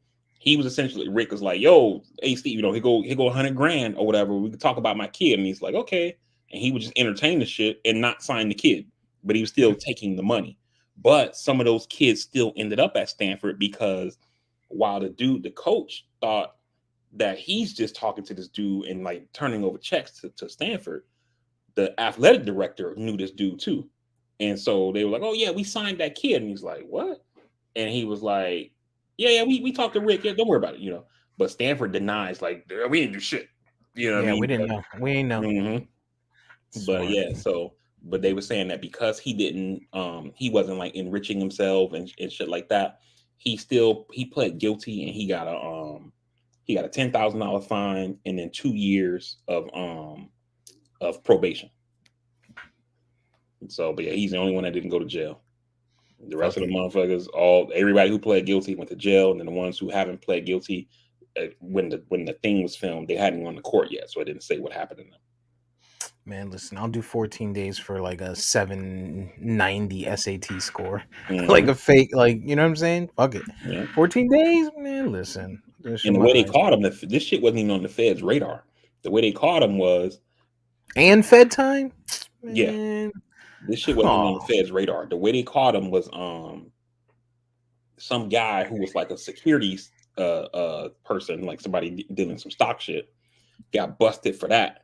And then he wanted to trade some information to get his sentence lowered. And he was like, "Yo, let me talk to you about this college shit or whatever." right. This soccer coach tried to get me to try to get me to bribe him for my kid. And then it was a soccer coach who was it was a black dude too, black soccer coach at Yale. And so boom, they start investigating the soccer coach, get his ass indicted. They bring him in, and he's like, "Yo, let me tell you about Rick, who's like the guy." You know what I mean? Snitching ass nigga. And that's how they got him. So, Yale, New Haven. No surprise. mhm. Oh, like man. Denzel said in Training Day, man. You want to go jail? You want to go home? Exactly. Exactly. Shit. Um, what else is going on? What else is going on in the world? um, I mean, besides that, man, you got all these fucking banks that are going crazy trying to fuck up the economy and shit. Are they? Or is the economy fucked already? I mean, look, um, and also the college admission thing is called Operation Varsity Blues, the college admission scandal on Netflix. Varsity Blues, all right. Yeah. Um, with the economy stuff, when I hate saying stuff like this because like it sounds like I'm being like a liberal Democrat, like just shitting on Republicans or whatever. And but You I are. mean it is what it is, right? And so after the '08 crash, um basically they passed Dodd-Frank. They say, look, banks got to have liquidity requirements. You can't be out there being all risky with your people's money. Yeah, you can be risky, but you still need to have some cash on hand to cover yourself. Right. And the banks lobbied, including this bank SVB, they lobbied the Trump administration to overturn this rule on small and medium banks. Oh, we're small, medium. We don't need these rules. We can't do anything to the economy. We're too small for that. And they overturned that rule with the help of 17 Democrats. So they deserve smoke too, right? It wasn't just Republicans on their own. They Right. overturned this fucking rule in 2018. And then here we are 5 years later, boom, the banks are fucked up and they need money. They need to be bailed out. They need the government to come save them, and the shit that makes me mad is that all the people who I see um on TV, like, yo, the Biden administration has to step in. They got to rescue these banks because this shit's gonna fuck up the economy. Blah blah blah blah blah. Are the same people like, yo, we can't give people $10,000 for student loan forgiveness. You Mm. took out that loan, you need to pay your debt. You made your bed, you need to lie in it. $10,000 to average Joe to kind of help him out, have a potential better life, have a little bit extra money in his pocket to feed his kid, take a vacation, buy a new minivan. That's a bridge too far. $10 billion to this bank that basically fucked up their balance sheets. I mean, we got to do that. I mean, why are we even Yeah. discussing it? Immediately. Yeah, it's bullshit. Hmm. So they've bailed out. There was a bailout, right? For I forget the name of the big one, but there's another one that just recently came out too, right? That Yeah, signature bank. So basically, signature. what Biden has done here is he said he's not doing any bank bailouts, which kudos to him. Basically, what they've done is they're securing deposits. So the FDIC insurance only goes up to $250,000. And so they're saying for like businesses, if you own, a restaurant or whatever kind of business, you may have your fucking, all your money in a bank and you may have $700,000 over there. In this particular bank, SVB, they're Silicon Valley Bank. They have tech companies' money. So they got people who have millions of dollars in this bank. And so they're saying we're going to secure the deposits. So even if you're over the $250,000 in the bank, we'll make sure that your money is safe. But as far as bailing out this bank, it ain't happening. So that's basically where we are with that. So we're okaying saving other people's funds, right? Mhm. What's the major difference there? Because it sounds to me like you know the billionaires are winning again. So the main difference is like when you look back in 2008, banks were failing, and so what the federal government did is basically infuse cash into these banks. So they said, hey, Wachovia or whatever, Wells Fargo, whatever, here's $30 billion that you can put on your balance sheet, so that way your bank has cash and it's ready to go. If somebody shows up to get their money out their savings account, it's there because we just put $30 billion worth of cash in your bank. Because essentially what happened, let me back up some. So where all this shit comes from, Steve, is when the Great Depression happened, basically what was happening at that time was commercial banks were using people's money to gamble in the stock market. The Congress passed this law that was called Sarbanes-Oxley, which were the two Congress people. There was their name, so they named it after them. And Sarbanes-Oxley did a lot of shit, but the main thing it did was it said commercial banking and investment banking, they have to be separated. There needs to be a clear divide between what's the commercial banking side and what's the investment side. And that basically was the law up until the 90s when Bill Clinton worked with Republicans to repeal Sarbanes-Oxley. They said, we don't need that anymore. I mean, Great Depression, nobody's going to do that. We're smarter than that now. And then 15 Yeah. years later, boom, 2008 happens, right? So the Obama administration basically passed Dodd-Frank, right, named after the two Congress people in Congress who wrote that law, which essentially said you can still have commercial banking and investment banking mixed, but you have to have certain levels of liquidity, right? So while you're out there making these wild speculations, you got to have some cash on hand. You can't just throw everything in the market, and then when people show up to get their money, you don't got no money for them because you put all this Right. that was deposited in your bank in the market, right? These small and medium banks, right? So like small banks that only operate like in one city, or these small regional banks and things like that, they came and said these liquidity requirements are too strict for us. Hmm. This shit is for like Bank of America and Citibank and shit like that. We're not that big. We don't have that much money to be able to, my bank has a total of, you know, I don't know, $5 billion in deposits. So if we fail, that shit's not going to do anything to the economy. And the Trump administration, along with the Republicans and those 17 Democrats, say, yeah, they're right, and they get rid of these liquidity requirements. And these banks, these small banks, essentially did the shit that they've been doing, and now they don't got no money. And so they come to the government saying, you got to save us, you got to save us. But it wasn't like it was just one bank doing this shit. You had multiple of these small banks. So yeah, this one small bank is only, $5 billion. This other one only got $10 billion. One might have $30 billion or whatever. But you start adding those shits up, and then maybe they start equaling a Bank of America.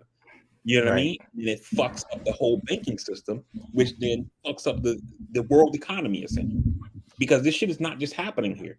So over in Europe, Credit Suisse is also having problems like this. They're trying to get them taken care of over in Europe, because now, you have this shit happening in Europe. They call it a contagion, like kind of like with diseases or whatever. Like this shit starts spreading throughout the banking system, and you can have banks in the US getting fucked up, banks in Europe, maybe some banks in fucking in South America or some shit, and then everything just comes crashing down. So these bank failures are tied is directly or indirectly tied to stock market failures. Then, right? No. So essentially, what happens with these particular banks, right, is that with SVB, what happens specifically over that 48-hour period is they're running out of money, right? So they was like, "Yo, we need money. We got to raise cash." So they do a stock offering. They wanted to sell I think it was like $2.25 billion worth stock offering to get people to invest. Their depositors are like, they're doing a stock offering. They must don't have no money. Hmm. Okay, we got to go to the bank and get our money out. Oh, So get our they money. show Okay. up and they start pulling their money out, which now is fucking with the bank, because the bank was already like, yo, we're running out of money. So we got to get people to start investing in us to put money in here. And then at the same time, people are showing up, taking out the little bit of money we do have on hand out the bank, right? So then the bank said, we got to sell some of our bonds.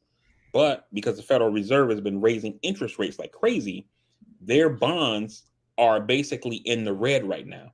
So in order to get $2 billion, they had to sell $4 billion worth of their bonds in order to clear. I think they got back like one point. I think they had like they lost like $1.8 billion. So they sold $4 billion worth of bonds, but they sold them like in the red to clear 2 billion. You see what I'm saying? Right. So that was also a loss. And then while all that's happening, people are still showing up, taking the money out the bank. And then the government basically said, okay, we got to step in because this shit is about to be real bad. And they stepped in, shut down the bank, and took it over. Damn. So, man, that shit's crazy. So there's people that could have, right? If the government didn't step in, could have been people that had deposited X amount of dollars in there, had a bank book that says I have X amount of dollars or an account, and they would have been shit out of luck. Well, not shit out of luck, but there would have been some time. So it's not like you would have showed up on, like, the government took over on Friday. So it's not like you would have showed up on Monday and you wouldn't be able to get your money. But essentially, what happened is, if they had let the bank go under, because then you got to Right. go to the FDIC and shit like that. But Oh, right, now, right, right. like the FDIC takes over banks all the time. It's just that you don't normally hear about it. It's normally not big news, and so typically, what happens when they do it, they they do, because this is what they do. This like their bread and butter. This shit is smooth. They take over a bank. They essentially shut it down. They basically come in. They take over everything. Look at the like the books. Get themselves familiar with what's happening in this bank. It usually takes them about 48 to 72 hours, and then they open the bank back up after that time, and the bank is operating like nothing ever happened. It's As just normal. FDIC is in charge now instead of whoever the CEO was. Gotcha. Gotcha. So like Gotcha. for this particular bank, the California regulator shut it down on Friday, gave it to the FDIC, which is the feds, and then the feds stepped in on Friday. They worked through the weekend, and then on Monday the bank reopened like nothing ever happened. So, Oh shit. so if you showed up on Monday like, yo, I need all the money on my checking account. They checked your ID, and cut you a check or gave you cash, however you wanted it, and you're done. You know, so Interesting. mhm. I tell you, anything for billionaires, right? Yeah, man, and that's the shit that's so frustrating, man. It's like you watch people, the same people, like I said, who talk about student loan forgiveness. You can't do it. You can't be covering up for people's mistakes. And da, da, da, da. These people are always talking about the free hand of the market and capital. The government shouldn't get involved in business and stuff. I hear that kind of shit. All the government should be picking winners and losers, right? You always hear that kind of shit, and then whenever the big dogs need a bailout, these same people, the government has to do something here. You know, Move the mountain. right? These same people, when you say, "Man, could we raise taxes a little bit to maybe make sure we don't have a homelessness problem?" Nah, we can't do that. Could we raise Mhm. taxes a little bit to make sure hungry kids can eat? Nah, can't do that. Mm-mm. Nah, not at all. You know, Bank of America is in trouble. Yo, the government has to do something. Like, where is Biden? You know what I'm saying? The shit is it's amazing to watch the fucking hypocrisy in these people who think that the government shouldn't do anything in people's lives, but anytime their bank, anytime their institution needs something done, they want the government to show up and save them.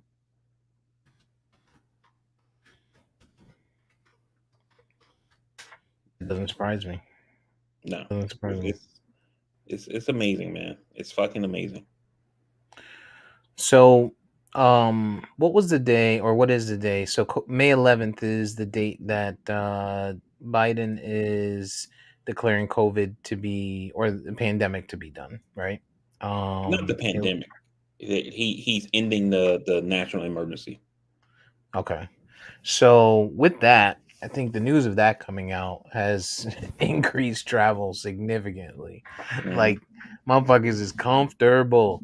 Yeah. Um, Parking was sold out at the Orlando airport, like sold out this week, to the point where they had no parking left. Not like, oh, if you come at 5 o'clock, people might have left. No, no, no. These are prepays and shit like that. Like, they were telling people find another way to and from the airport because parking is sold out. Damn. Yeah, it's crazy. Flights are like out of control. I'm looking at flights anywhere, and it was just like crazy. It seems like people are ready now to kind of get back to somewhat normal. Hmm. There's some people that are still wearing masks out there, right? And rightfully so. Like, if I go on a plane, I'll probably wear a mask, Hmm. but I'm one of the people that I'm out in public for the most part. I don't plan on being within arm's reach of anyone anyway, so I'm not super concerned with it, and I wash my hands really well, and I take all the precautions. So I'm light with the mask, if I wear it at all. But um kind of, feels like we're getting back to normalcy. Have you How you feel about that? Have I you mean, it experienced that?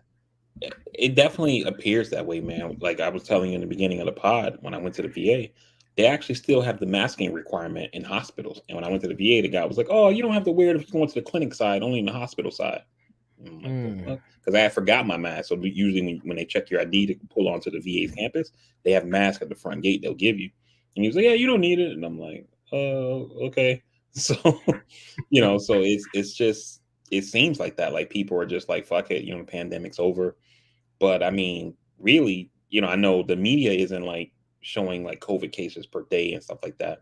But I mean, we're still having, tens of thousands of cases per day, a couple hundred deaths per day from COVID still. So it's not And like it's over. it's probably less numbers reported too, because people are just assuming, oh, it's just a cold, or Hmm. because it's not being you know put out there in the open as much as it was Hmm. broadcasted, if you will. Yeah, and I think also what may help is I remember reading this. Um, well, actually, I don't remember reading. I remember seeing a headline. I didn't read it, saying that I think China was in talks to like buy vaccine from Pfizer, if I remember, because that's kind of been like the big thing with COVID is that because China made their own vaccine and it wasn't as effective as our vaccines, but Surprise. with communism and shit like that, it's just like, oh, we're so great, our people are the awesome, blah blah blah. We don't need help from nobody. We're self sufficient and all this kind of stuff like that. And that's why China kept going into these lockdowns and shit because their vaccine was trash. And so Right. if they did end up getting like the Pfizer or the Moderna or something like that, that may be something that's going to help with COVID if they're, um, getting their people vaccinated with a better vaccine. So, you know, who knows? But yeah, it's tough. But like you said, if I go on a plane, definitely going to be wearing a mask. If I'm going to be in a, if I went to like a Magic game or something like that, I probably would still wear a mask and that kind of thing. Yeah, situational awareness is Hmm. key with that. It's kind of crazy when you're wearing masks when you're out though, and people you still kind of get those looks, and it's like, dude, okay, if you think everything's fine, that's on you, but maybe I don't. How do you know I don't have a like? Remember when I was taking that medication earlier in Hmm. my diagnosis, and it fucked Yeah. with my immune system? I was wearing masks back then. This was back in like 2014 or something like that. Nothing was happening, but I had to protect myself from just getting a cold. So you never Yeah. know what's happening with somebody. Somebody could be getting fucking Chemo chemo for treatments. cancer and shit, and so but people just like wearing masks has become like so political. You know what I mean? That people look at it like you're making some kind of political statement because you got a mask. Hmm. Like, bitch, I don't want to get sick. Like, fuck. Right. Like, Right. mind your Or fucking may or maybe I am sick and I'm trying not to get you sick. exactly. Like, some people actually care about the fucking world. It's Exactly. crazy. But yeah, so I seen it catches me off guard when I see someone now, because it's like a thing, almost a thing of the past in most cases when you go out. So Hmm. um but yeah, it's interesting. I went to what made me think of it is I went to the tailor yesterday, and I was gonna say absolutely in the wrong fucking business. Um ran some errands yesterday, and inflation is real. I went to look at sheds, right? I'm like, "Oh, I'm gonna get a shed, clear out my garage, make some room, you know what I mean? Hmm. So I can be more content with the square footage I have versus sitting here looking at Zillow like, yo, let me get let me get me one of these $600,000 houses. And my bank account's like, you nigga, you can't afford a $600,000 house, you know. Um and I guess the price of lumber is still up. So Hmm. dude, like a 10 by 12 is almost 5 grand, yo, for a God damn. shed. Yeah, it's crazy to get built. But anyway, I went to Taylor because I need to get two suits adjusted. They're the two newest ones I have. I got rid of a bunch of old ones or whatever, and the only ones I have really. Hmm. Legs are long and shit. Fucking $58 each. $20 for to get the pants hemmed. $38 to get the fucking jacket done. Wow. Like, I'm in the wrong business. I need to buy a sewing machine. I need to learn how to sew. And because imagine that's just a hem and an adjustment of the arms on a jacket. Imagine Hmm. people that are doing dresses, wedding dresses and gowns and stuff like that. The price that they're charging for that shit. Like, Yeah. you know what it is? I think we're getting to a point now where some of that stuff is in such high demand because people don't want to do it anymore. Nobody wants to be a seamstress anymore. You know what I Hmm. mean? There's very few people. There's people that want to, but very few people that are thinking, I need to be a seamstress. I need to learn how to sew. I want to learn how to sew, or, things like that. Everybody wants to be TikTok famous. Yeah. And I think we get to a point, I don't know how many years we are removed or how far we are from it, where um, stuff like that is going to start to be extinct. You're right, man. I mean, I think it's one of those things where it's a demand issue because I mean, I doubt the price of thread and needles have gone through the roof to where they have to charge more, but it's probably just not that many people that are Right. doing it in a given area. So, it still meets the laws of supply and demand, you know. Yeah. And so, you Put know, it into perspective, especially if you're doing it good. But to put it in perspective, I went in yesterday was the 18th, and I don't pick my stuff up until the 31st. damn. So that they're doing it, they're making it, and Hmm. there's not that many people. Um, but the things like that, right, are important to teach these kids nowadays. And I kind of brought that up to say, people need to continue to teach their kids stuff like that and teach them trades and teach them stuff that requires hands-on, because we're moving into a very digital age. And I don't know if you've been watching everything that's going on with AI, chat GPT and those things like Shit's that. crazy. it's it's almost to the point where years ago people were like, you gotta know computers. If you know computers, you're going to be good in the future. Hmm. To where now computers know computers. So Yeah. knowing computers, the value's gone down. We're getting back to the value of being having a trade, or shit, mechanics and stuff like that. Like, um, people just got to start teaching their kids that. It's just something that popped into my head that I thought was important to mention. Yeah, I mean, that's a good point, man. I mean, something like because I think like for me, what you're saying makes total sense, and I think it's only because of my military background. So like on base, there's a tailor shop on every base because when you buy your uniform, you got to take it to the tailor. You go get Hmm. measured, and they tell you, okay, you need this size trousers, this size length, or whatever. You go pick them ships up, you buy them, and you walk right back to the tailor, and they measure everything off, and then they say, okay, come back in 2 weeks, and everything's hemmed up, everything's straight. And then when you get promotions, like your rank insignias that's on your arms, all that kind of shit, they take off the old ones, sew on the new ones or whatever. So Hmm. you go to the tailor multiple times. You gain some weight, you got to go get your jacket let out or something. You lose some weight, you got to go get it pulled in or what. So in the military, you're constantly seeing a tailor to get shit done. And every base that I've been on, except for in Japan, the tailors like all like older Japanese women. I wouldn't say older, like I was in my teens at the time, so it was probably like women in their 40s. You know what I mean? Right. And when I got to the states, I was stationed in North Carolina and South Carolina. It was like mid to late age old black women. You know what I mean? And but that's definitely a skill, man. And to your point of maybe it's just not a lot of people doing it. I mean, I'm pretty sure they probably weren't making like crazy ass money like on base, but if they had their own shop, they probably could make a killing doing that shit. Hmm. Hmm. Yeah, these I've been, or I brought it over there to get done, and like you said, I've been searching for a place, and they're over in Avalon. And there just weren't that many. There weren't that many to Mhm. choose from, and when you look at the reviews. So I'm gonna learn how to sew. I'm gonna learn how to sew. Yeah, it's definitely a thing, man.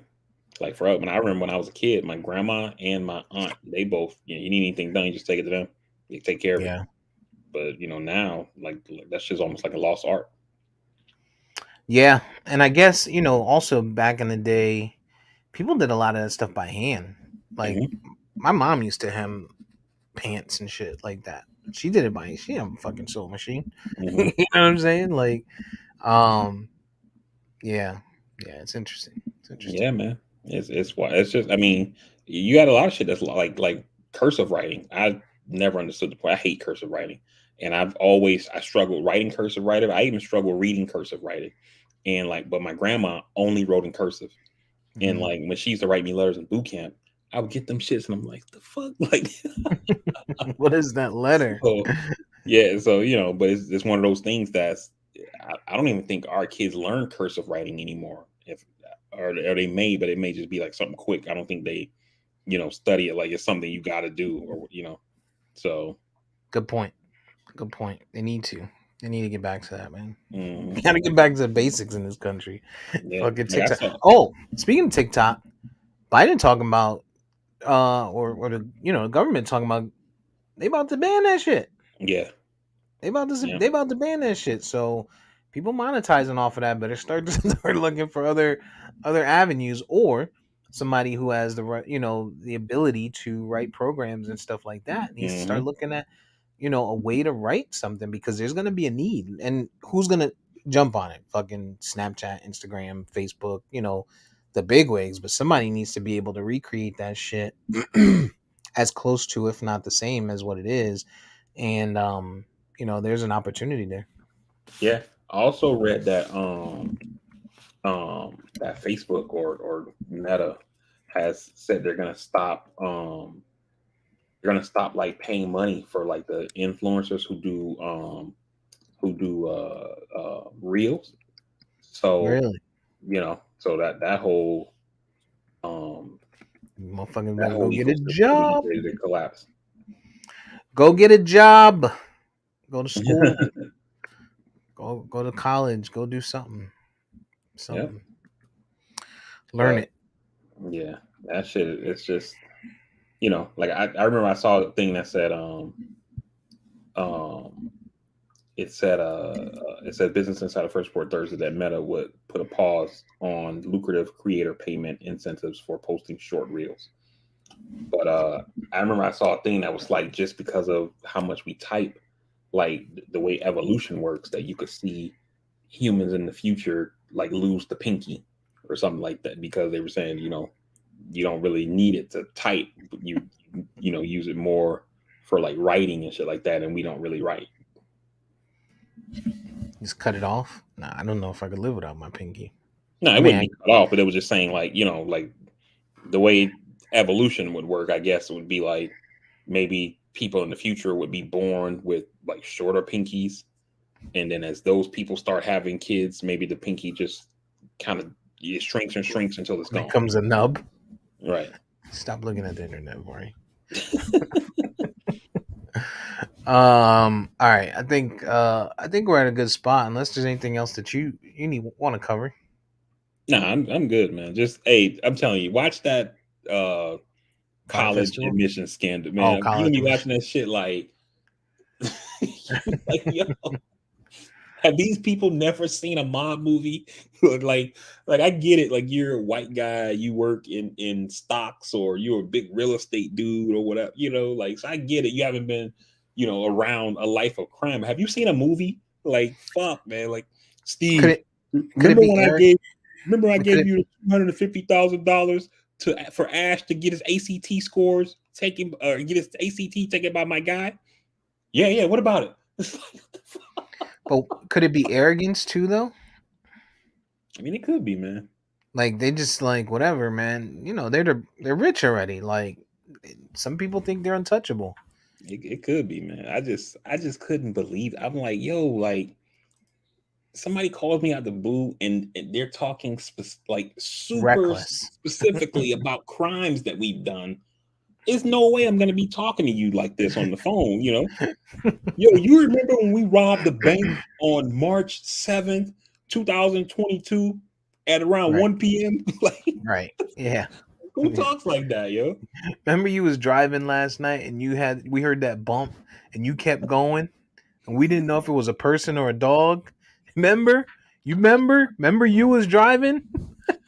Like, yo, like, man, have you fuck? I can't like that shit is tough, man. That is I just you it could be arrogance, like you said. It could be stupidity, arrogance, I don't know, but you couldn't call me and do some shit like that.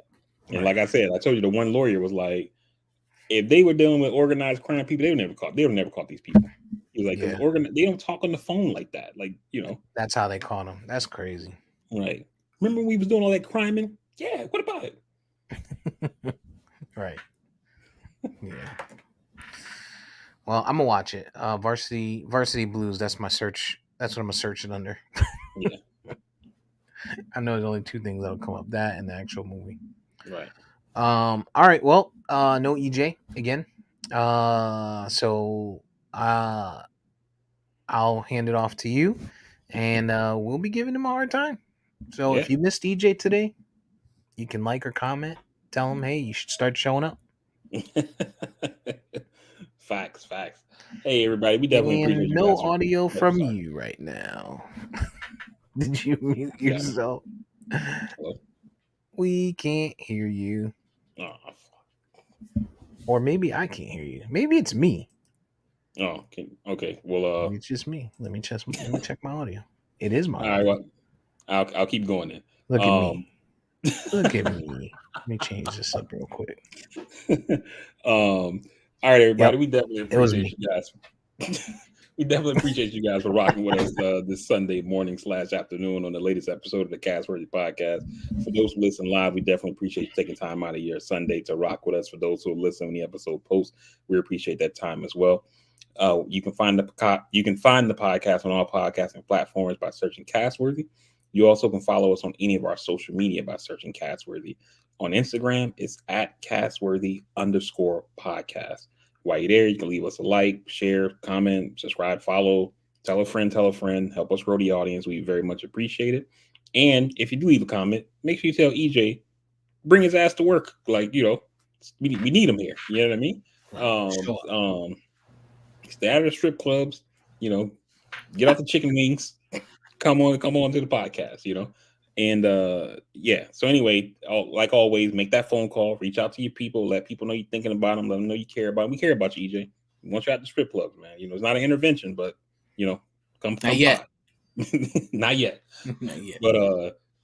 But anyway, make that phone call, reach out to people, let them know you're thinking about them, man. Tomorrow's not promising nobody. So, definitely do that. And yeah, with that being said, man, again, we appreciate you guys, and we will see you on the next episode of the Cast Podcast. We out. We love you. Peace.